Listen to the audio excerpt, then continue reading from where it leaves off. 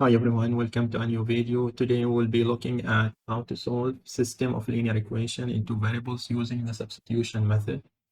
So in this video, I will first explain to you the general method, and then I will explain to you one important step that we needed when we are solving the system when we are using the substitution method, and that is how to express one variable in terms of the other. So I'll show you through a few examples what's the meaning of this. And after that, we'll go through several examples to illustrate the method of solving the system using the substitution method. So first, let me start by giving you an overview of the steps that you need to follow. And then later on, we will explain each step in more detail. So when you are solving a system using the substitution method, the first thing that you need is to choose one equation. And the system will have two equations. Express one variable in terms of the other. So if your variable, for example, are x and y, you may want to express y in terms of x. What that means is that y will be on the left-hand side and x and all other terms will be on the right-hand side. We'll illustrate this with examples later on. Then once you do that, you will use this equation that you get and substitute it in the other original equation. So this will give you one equation, one variable. For example, you could get an equation only in x. Then the next step is to solve that equation for the value of the variable. For example, for x. And then you will get a value for x. We'll use that to get the other variable by substituting in one of the original equations. Here, I would recommend to use the equation that you get the first step because already it gives you the value of the other variable. And this becomes clear later on when we work with the example. So as I mentioned, one of the important steps in this method is to express one variable in terms of the other. So before going through example of solving the system, let's first illustrate the meaning of expression one variable in terms of the other with a few examples, because this is a key step in the method. So let's go to our first example. So in our first exercise, we will practice to express one variable in terms of the other. So let's say the equation that we have is 2x plus 3y equal to 12. Let's first solve for y. The meaning is that we want to write y in terms of x. So y will be on the left hand side. And to do that, we will have to move now x and all other things to the right. So then you get 3y equal to minus 2x plus 12. We have moved the 2x to the right.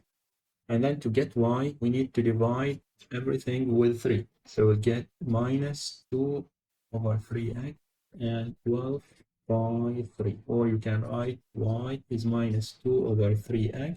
12 divided by 3 is, this is the meaning of solving for y. So y is on the left and all other things on the right. We can also solve for x. And in this case, now we want to get everything to the right and we want to keep x on the left. So to do that, we'll have 2x and we should now move y to the other side. So we get minus 3y plus 12. Then to get x, we need to divide this by 2.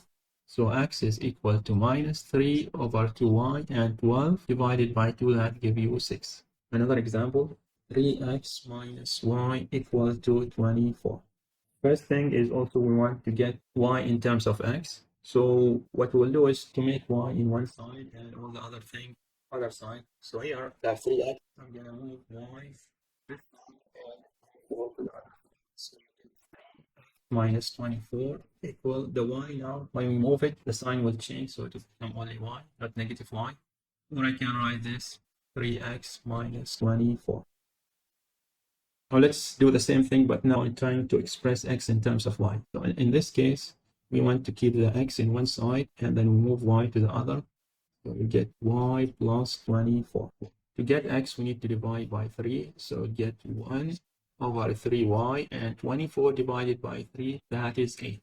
One last example, y is equal to 2x plus 6. And here the equation that you are given actually express y in terms of x. So we really don't need to do anything. When you are solving a system of linear equation, that's a good news because you don't really need to do anything. Now, if I want x in terms of y, I need to keep the x in one side and all other things in the other. So here I'll put y, and I'm going to move the 6 here. So y minus 6 equal to 2x. And then I can divide by 2, get x as 1. So I get half y, and minus 6 divided by 2, that give you minus 3, give you x. Or I can just start first by writing x, and then this y minus 3.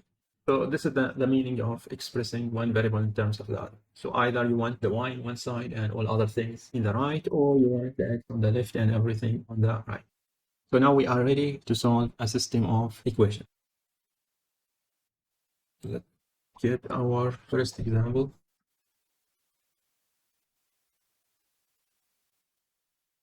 Solve the system.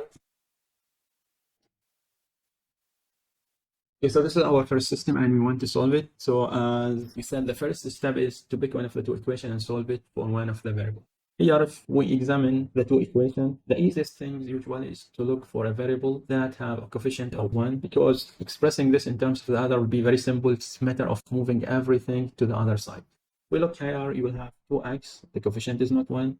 Here you have coefficient of y is 1, so this is a good choice. Here you have 3x, and here you have 4y. So the best choice seems to use the first equation and express y in terms of x.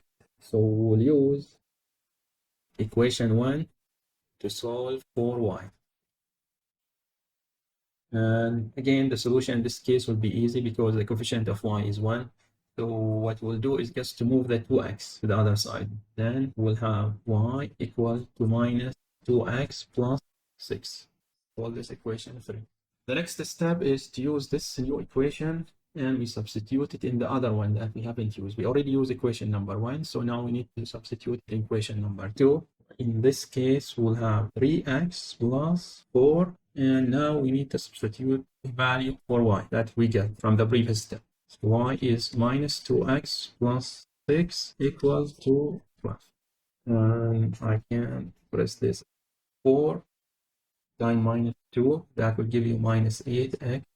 And then 4 times 6, that will give you 24 equal to 12. You have here 3x and minus 8x. So this gives you minus 5x plus 24 equal to 12. I need to move now the 24 to the other side. So we get minus 5x equals to 12 minus 24. And that gives you minus 12. In order to get x, I need to divide by minus 5.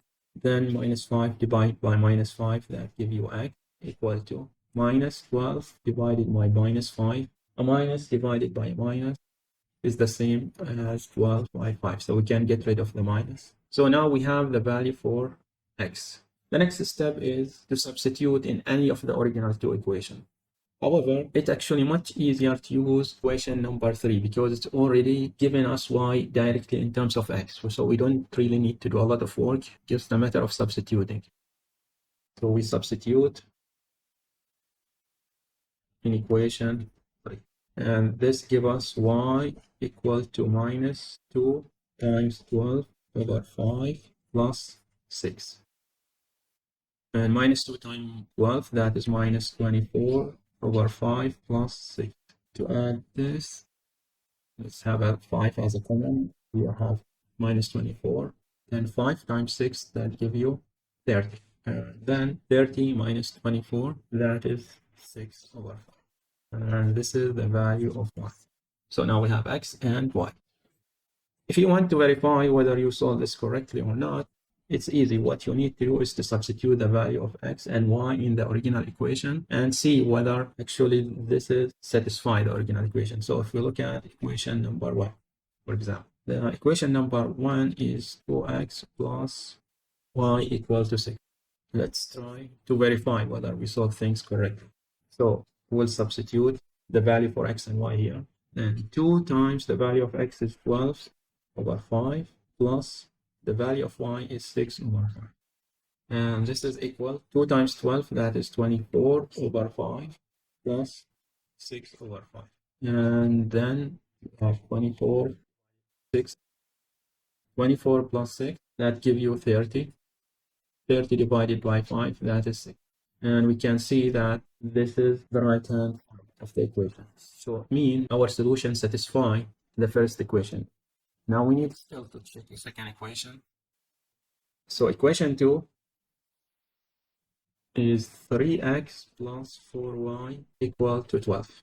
Again, we need to substitute the solution and see whether the equation is satisfied. So 3, the value of x is 12 over 5 plus 4, the value of y is 6 over 5 equals to 3 times 12, that is 36 divided by 5 plus 4 times 6, that is 24. divided by 5. So we can see 5 is common. Then you have 36 plus 24, that give you 60. And 60 divided by 5, that give you 12. We can see this is the right-hand side of the equation. So it means the second equation is also satisfied. Okay, so let's look at another example.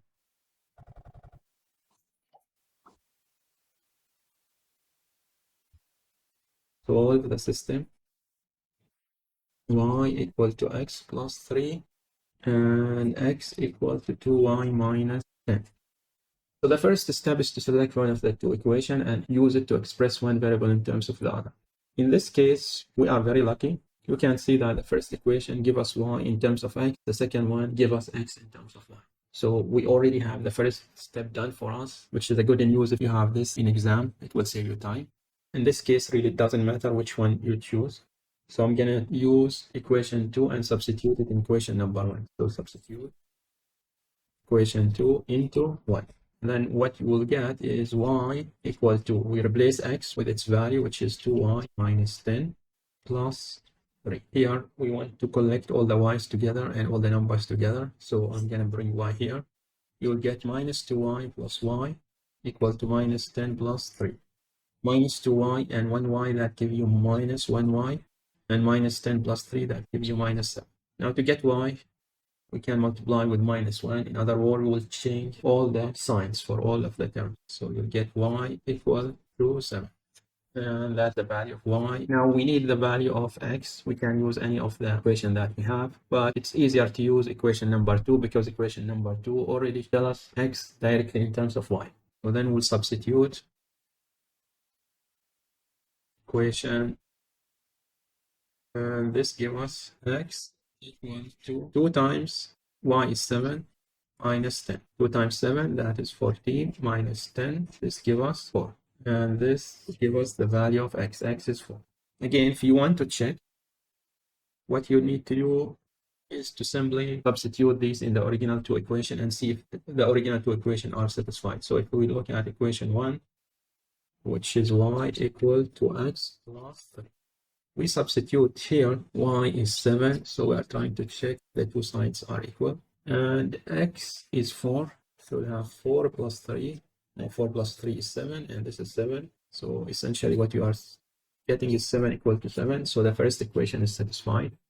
Now we need to check equation number 2. So equation number 2 was x equal to 2y minus 10. Again, we substitute the value that we get. We have 4, and we are trying to check, is it equal to the other side? And this is 2y, we get 7 minus 10. 2 times 7, that is 14. And 14 minus 10, that give you 4. So this is also satisfying the second equation. So we know that our solution is correct since both equations are satisfied. So that's it for this video. If you find this video useful, please give it a like and also consider subscribing to the channel and turn the notification on so you get notified about new content. Thank you for watching.